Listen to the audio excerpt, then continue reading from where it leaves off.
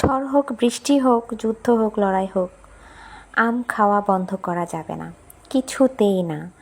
কোনোভাবেই আম খাওয়া থেকে বিরত থাকা যাবে না। বৈশাখ মাস, এখন আম না খেলে চলে বলেন?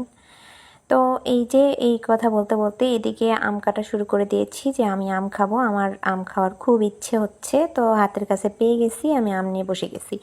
এদিকে তো দেখতে দেখতে ভারত পাকিস্তানের যুদ্ধ শুরু হয়ে গেল।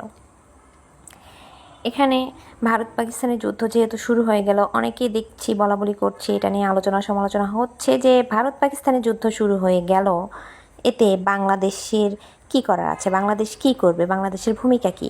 আসলে বাংলাদেশ আর কি করবে, আপাতত আমার মনে হচ্ছে বাংলাদেশে বৈশাখ মাসে আম খাবে আর বসে বসে দেখবে, চাটনি করে আম খাবে আর বসে বসে দেখবে। আপাতত বাংলাদেশের কিছু করার নাই। তো যাই হোক, আমি এখানে আম কেটে নিয়েছি। আপনাদের কেমন লাগে এরকম টকটক আম?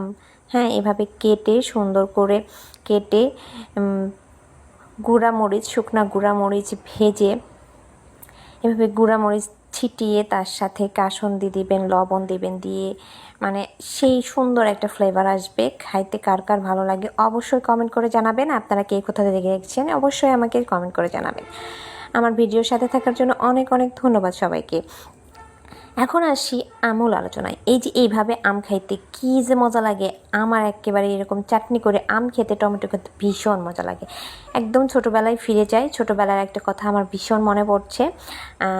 ছোটোবেলায় আমার গ্রামের কিছু বড় আপুদের সাথে আমিও গিয়েছিলাম একটা মাঠের মধ্যে, একদম জমি থেকে টাটকা পাকা টমেটো, হ্যাঁ, চুরি করে, তাও আবার চুরি করে, তবে অবশ্য আমার নিজেরই দাদুর জমি থেকে চুরি করেছিলাম।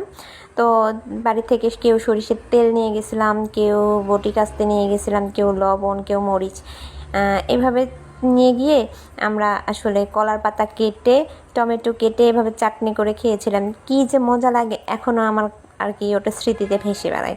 তো এভাবে আম খাইতে খাইতে আমার সেই ছোটোবেলার কথা মনে পড়ে গেল, তো আপনাদের সাথে শেয়ার করে ফেললাম।